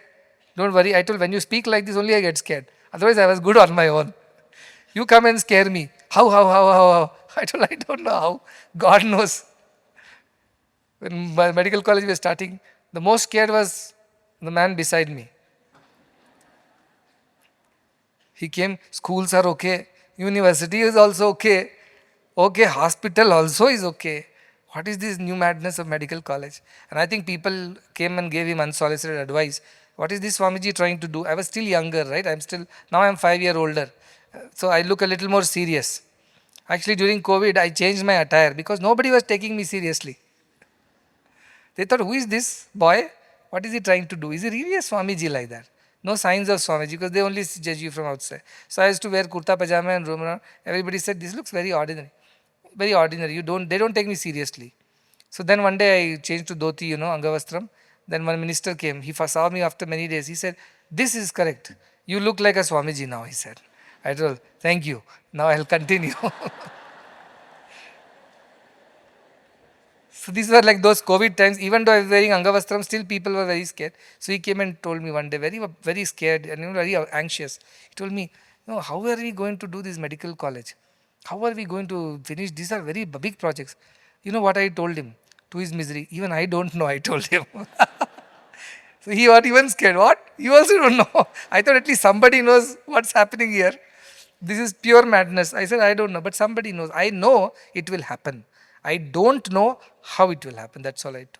I know it will happen. Right now, I don't know how it will happen. And someday or the other, we'll reach there. But what and what is the way? How do we go? Every day, God will inspire us to do the next step.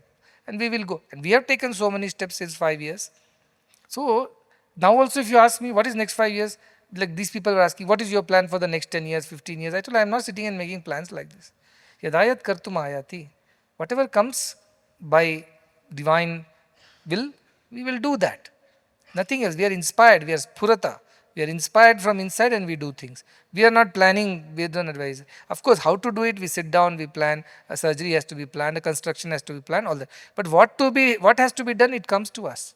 That's why this mission is divine. See, other people are perplexed. Even the big wigs, corporate honchos, everybody who had come, CSR corporate, they run billions of dollars worth corporates.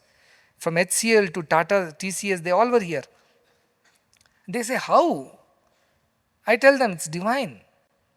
because there is a divine will over here. But divine will does not flow just like that unless there is a proper instrumentation. That is how it works, because divine is with everybody, all are divine. Then why everybody is not able to do things?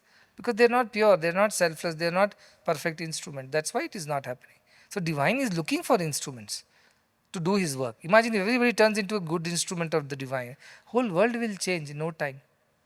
That is the beauty of these Ashtavakras. Why you should do this? One day you become useful to God, and God can do his work through you. And so many people will learn, get inspired, and they will also become divine, like lighting one lamp with another lamp, and the whole world will be bright. That is the idea. You cannot, as I said, here it says that, so such a person who is realized, where is the need for him to be courageous? People come and tell, no, be courageous, things will happen. I know it will happen. How it will happen only I don't know, but I don't need to know also. God has a plan, that is all I need to know. That's all is my way. Viveka, not required. No, have you thought about it? Is this going to be feasible? Financially, this, that. Actually, I'm not thinking so much. If this meant to happen now here, I'll go ahead and we'll do that. And if it doesn't work out, anyway, I won't take the blame because it was not my idea. But no, you only came and told, you only decided. You think like that, loka drishtya. You are seeing it from the worldly point of view, but I know inside my truth. It is not me, so I am not going to take blame. And that's for niratanka, I have no fear, no anxiety, that way if you see. Then anirvachya svabhavasya, their nature is that undescribable Brahman. Anirvacha, yato vacho nivartante, where the words don't reach.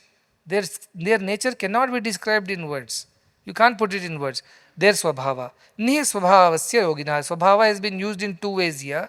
The first word swabhava is about swabhava, the self, the nature of the self. Second time swabhava is their tendencies, the natural way of doing things. So, the first swabhava is about those who have realized the self. How can you describe their ways? How can you explain them? Nothing. And then niswabhavasya, who are not bound by the lower swabhava of doership and enjoyership, they are yoginaha, they are yogis. Their minds are merged in God's mind.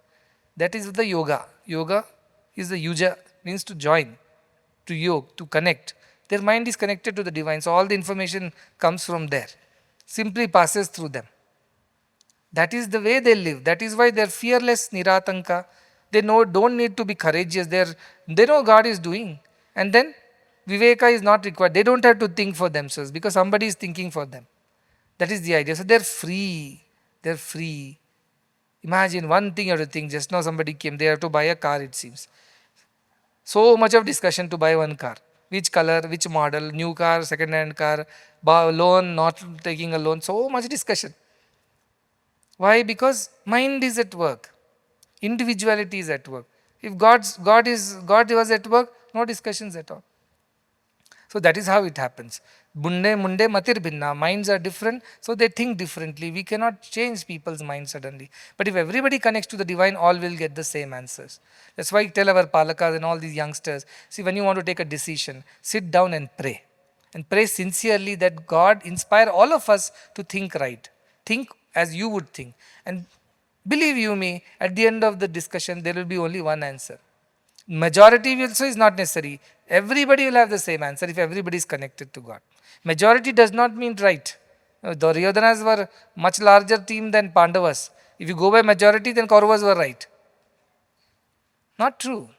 It's not about majority. Then in trust and all, there is a quora that you should have, a quorum, which means a group of people, minimum set of people should agree to a thing to pass a resolution. If you are 10 trustees, at least 7 should agree or something like that. Or 5 should agree, some rules based on trust. But to me, all 10 should agree. How all 10 will agree? Because all are thinking in the same way, because divine is thinking through them. So if there are clashes in any decision making in a group, it means all are not connected to the divine. Maybe 1 or 2 are connected. Others are not connected. So 3 will tell one answer, or 2 will tell one, others will tell another answers. But if you're really connected to the divine, all will give the same answer. So I tell the palakas, and many times when they make mistakes, these youngsters, it's only when doership got better of them. When they thought I am a decision maker, I am also a good person, I am making the right decision, and in their limited understanding and limited future that they can see, they think that decision is logically right. But sometimes it turns out to be wrong. Because God sees far ahead of us, right? Sometimes things change, rules change, policies change. So I always tell them, please sit down, pray. And after you pray sincerely, really honestly, Let my ego not come in the way of God's will. Let me be a pure, unsullied, divine instrument in the hands of God. Let everything, my thought, word, and actions be inspired. You think like that, pray and go. How can you not get the same answer? You will, but it doesn't happen. That's why our trust runs very fast. Our decisions are super fast because we all think alike. In other trusts, one says, let us start school. The other says, why school, why not college? The third says, why for boys, why not for girls? The fifth says, girls, boys together. Seventh says, no, girls, boys cannot be together. Goes on and on, no decisions are made. That's why billions of dollars are lying in so many foundations around the world. They don't use it because they can't come to terms with each other. They can't decide together. So no decisions are made. Finally, it just keeps lying there. This is why we are so fast, because we are inspired by the divine. That's why we are very fast.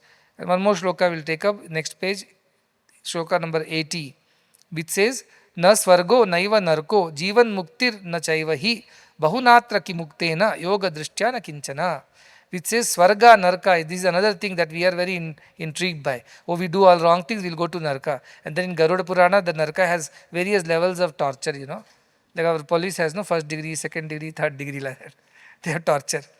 You'll go to different types of hells. And you will be fried in oil and things like that. But I said, where is the body to fry? Body is left behind on the earth. So how does it apply?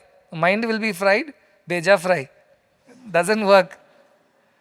I don't know, but Puranas are like that. That's why I don't teach Puranas. But they're all stories. They have a significance because they're all symbolism. Frying the body and mind is suffering within yourself. And hell is here, heaven is here. There's no separate hell and heaven. That is the idea. So Swarga, Narka, Jivan Mukti, all these does not apply to them. I'll go to Swarga if I do good, I'll go to Narka if I do bad. Or I want Jivan Mukti. How do I attain Jivan Mukti? They are already Mukta as they are, because they have no desires. Then Bahunatra kimuktena yoga drishtya kinchana. What to talk about these people? How much can we speak about them? Words are not there to describe them. Bahuna atra kimuktena. What is needed to be spoken about them? Who have yoga drishti. Yoga drishti means that special vision in which everything is illusory. They can see through the game of life. They can see through this drama of illusion. So they don't get attached. Na kinchana. For them nothing exists. So they still act in the world for the sake of acting. God has given them a role. Like you are on a stage, director has cast you in a role, act. If he has given a villain's role, do a good job of it. If you do a hero's role, do a good job of it. They don't get attached to the roles. A director has given a role, we are doing our role. Once the role is done, we'll throw the costume, go home. That's how they are. The emotions of the stage do not really touch them inside. Only outside they're shedding tears and all that. Inside they are not moved. In the scene there might be wife dying and the husband has to cry. That is the scene. Well, most husbands don't cry. But then if they have to cry, then what happens? He'll cry. But is he real husband or she the real wife? Is she really dying first of all? No. Then how could he, such a good acting, get all kinds of awards? Nandi Film Award, Filmfare Award, Oscars. For good acting only, right? And you all appreciate, wonderful. You made mood us all to tears while you were acting. Were you really affected? Did you come? He said, what affected? What come out of it? I was not even moved by it. I was just acting. We become moved as audience. They are not. Loka drishtya, worldly vision. We move. Oh, yo, how much suffering is there for the hero and the heroine? But they are suffering? No. That is the idea. That drishti itself is different. See, two drishtis are loka drishtya, yoga drishtya. In the previous loka, loka drishtya. The worldly vision, they get stuck with all this and believe everything is true. And yoga drishtya sees everything as illusion, nothing is true, so doesn't get affected, doesn't get attached. Look at the profundity of these slokas. No? Drishti marate, srishti maratundi, Swami used to say. If you change your vision, the world changes for you. Same world, but two people look at it differently. A yogi sees everything sarvam brahmamayam, mayamayam idam, everything is illusory, or by brahmamayam, whichever way. A bhogi, oh, this is good, that is bad, this is nice, that is not nice, these are ours, those are others. Goes on differentiating. So this is the idea. If you develop yoga drishti, who it is going to benefit? Me? The world? No, first you. You will get out of these fluctuations every day swinging. One day good day, one day bad day. How long? How long will we go on like this is the question. How long will we keep seeing the snake in the rope and getting scared? And finding ways to get rid of the snake. Find a snake charmer, find a snake catcher. Why you need to find there is no snake in the first place? Why are you struggling? Why is the fear? Why you need to have courage to deal with the snake? None of this is necessary because it's after all a rope. That is Yoga Drishti, which sees the rope where Loka Drishti sees the snake. And once that change happens in us, and it's like a switch, once it is switched on, suddenly the whole vision of everything changes. Your attitude, your understanding, your way of life, everything changes. And once you get that right, you don't have to struggle. Next time, even if you shake a bit, even if you like kind of deviate a bit, quickly you will come back to that original thing. Quickly, without any delay. Very quickly you will come back. That is the idea. So yogis also will go through emotions. When Ramakrishna Paramsa would cry, Vivekananda didn't turn up the next day. He will send everybody, all emissaries, please find out where is that boy, why he has not come. And once he didn't come for several days, he became very angry, upset, he stopped eating. Then we would think he is really a yogi. He is crying for one young boy, how attached he is after all. All this yoga and all is drama. Crying in front of Mother Kali and all. For one boy, a young boy, he is so attached and crying. No, but there is a greater relationship between. He is training them to become a guru. He has a role to play. So that is the idea. His cries are not real cries. Like he had another boy, Ramakrishna Paramsa, who was there with him from the day one. Little boy, who was his personal servant. One day, out of some desire, because he had grown up, he wanted to marry, make money, he left. When he left, Ramakrishna became very distraught. He didn't sleep and eat for many days. And after certain number of days, he slowly overcame that emotion. But finally this boy returned. He appeared at the doorstep. And then his other people around him told, Ramakrishna, Thakur Maharaj, this boy has come back. They thought he'll get very excited. Oh, finally my boy has returned. He said, tell him to go back. He's done with that episode. That chapter is over. So detached. Same person who did not sleep, eat, cry over that loss. Today when the boy returns, he's not even wanting to go over and see. So you don't know their ways. That's why Meera says, no. Nobody understands me. Only another person like me understands me. Jauhari ki gati jauhari jane, ghayal ki gati ghayal jane, jo koi ghayal hoye.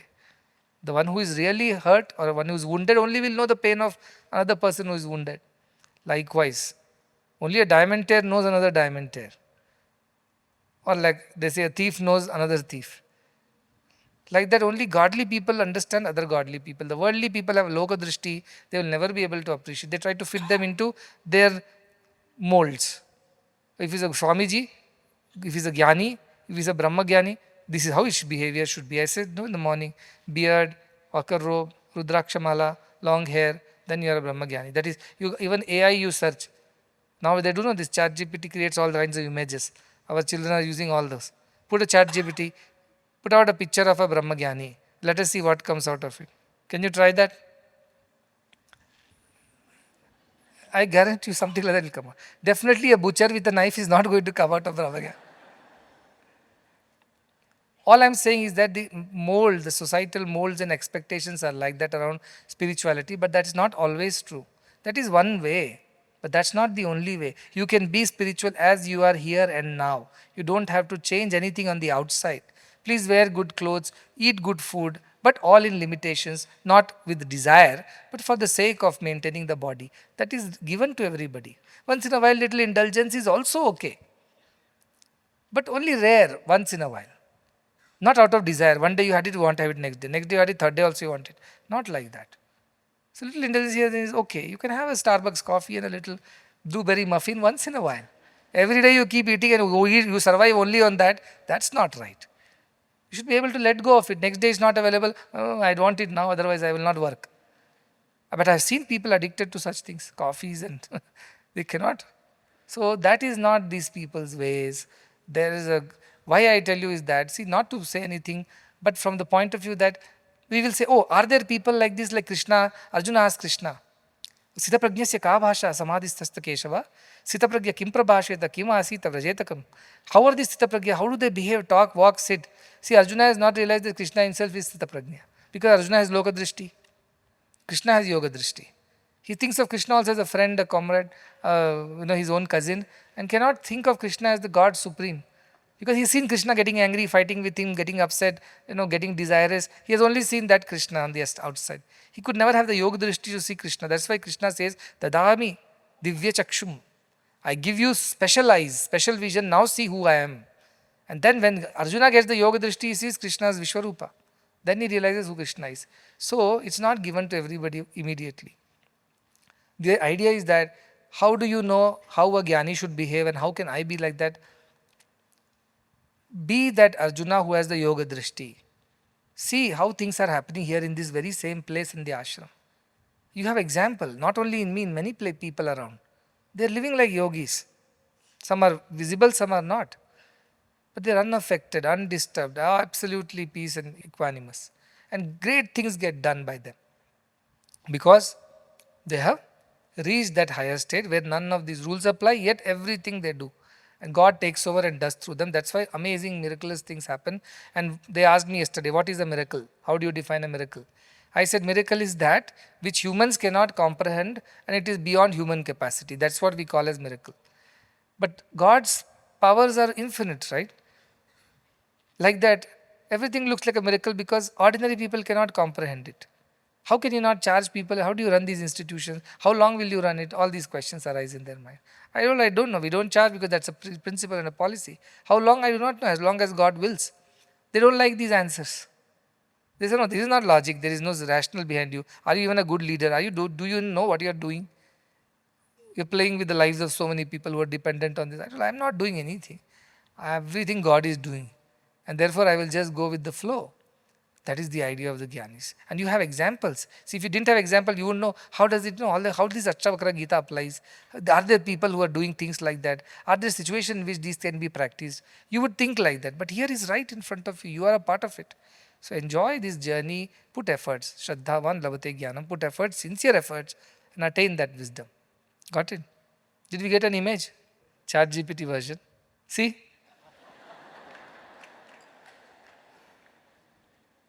That is what I said. Brahma Jnani means ChatGPT also thinks this is how it is. But that is how it is. Now how it is. That doesn't come from ChatGPT.